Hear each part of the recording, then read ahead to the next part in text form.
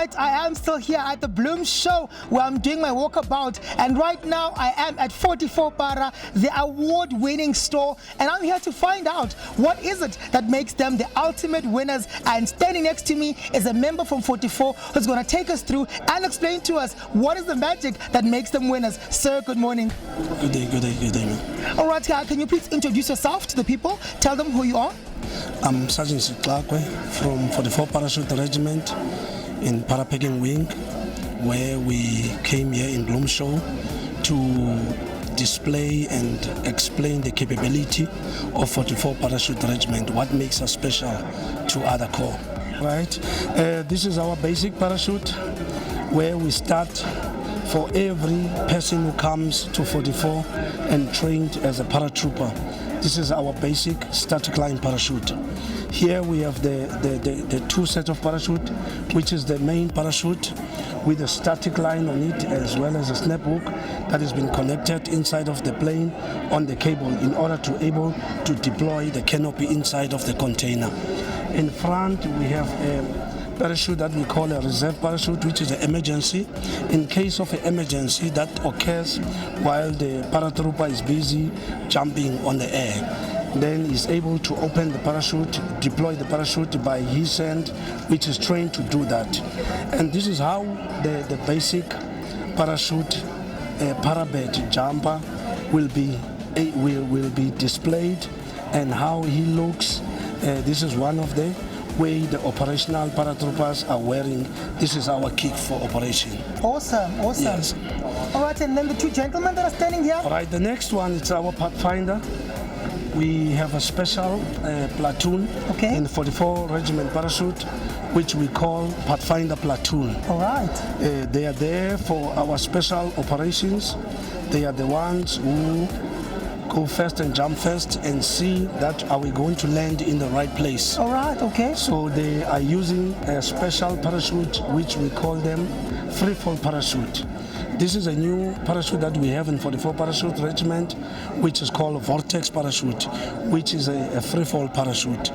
The container of the vortex, the container of the parachute is vortex. Here we have two parachutes, the reserve and the main. Okay. As it is here on the basic parachute, also in this one we have the reserve and the main. Okay. So they are also jumping with a kit as the normal paratrooper. And this is the kit that they are using for high altitude jumps. And that is our altitude to determine the height where they are going to jump. Oh, great. As they come down to be able to open their parachute. Okay. Yes. So that indicates to him when he can be able to open his parachute. To open his parachute. Interesting. Okay. And then the next member? The next member is the member that dispatch each and every member inside of the aircraft. Okay. This member is responsible is to see the safety of the paratrooper within the aircraft before he exit, and when he exit, then he will be left behind because he will be connected with the dispatcher harness to the same cable that the basic paratrooper was connected to. Oh, okay, interesting. And just for the people to know, how long does it take for one to be trained to be able to do all this flying and opening of the parachutes and to be called a parabet? For the paratrooper, before a person become a paratrooper, there is a selection before that you go through, which we prepare you. It can be a month. It depends on the training department in 44 Parachute Regiment. But for the selection, it takes only 3 days. Okay. Then those who have made it on the selection, they will go through a 6 weeks course, which is a basic training course, where now they will be taught how to jump with parachute, as well how to operate with parachute. Interesting. Thank you so much, Sergeant Siklakwe. I'm going to walk to the other side of your store to see what else you guys have brought here. Thank you so much. All right. Thank you, ma'am. Thank you. All right, let's go over to the next part of the store to see what more 44 has brought us. So you're going to show us what you've brought. I'm looking at so many things here that I cannot be able to interpret.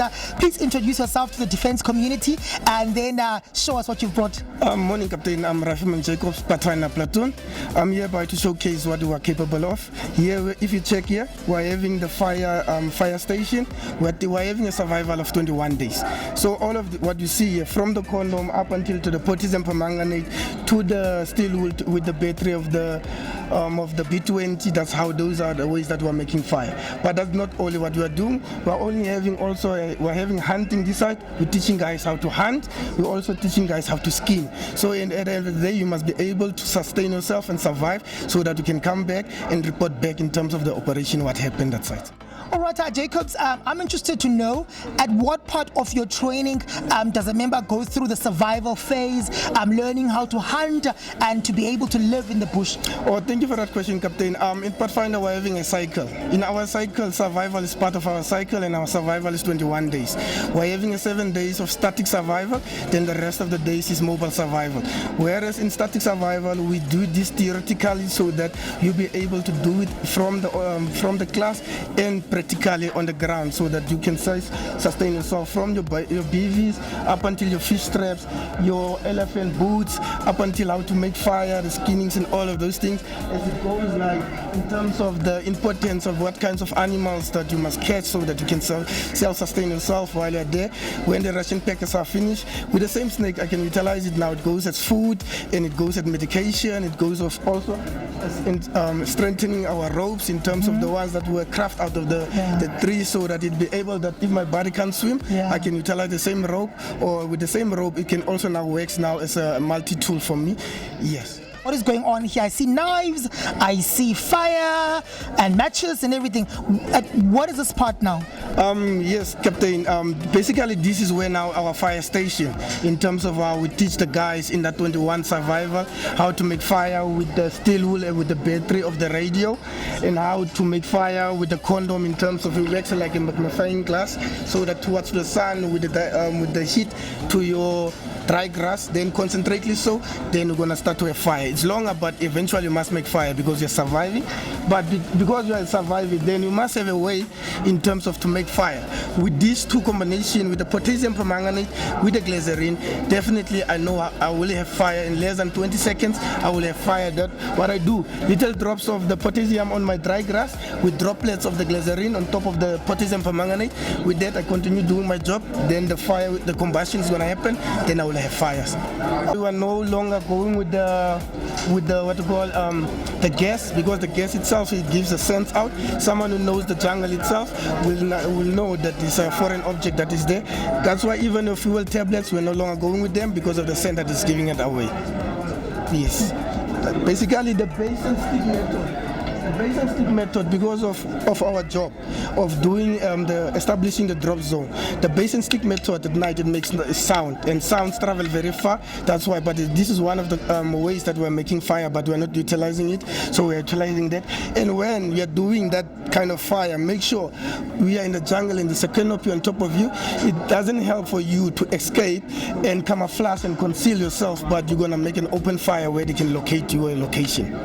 All right, Jacobs, thank you so much for taking us through your store. All right, ladies and gentlemen, that is 44, the award-winning store. Hope that you enjoyed this segment. More to come with me as I continue with my walkabout.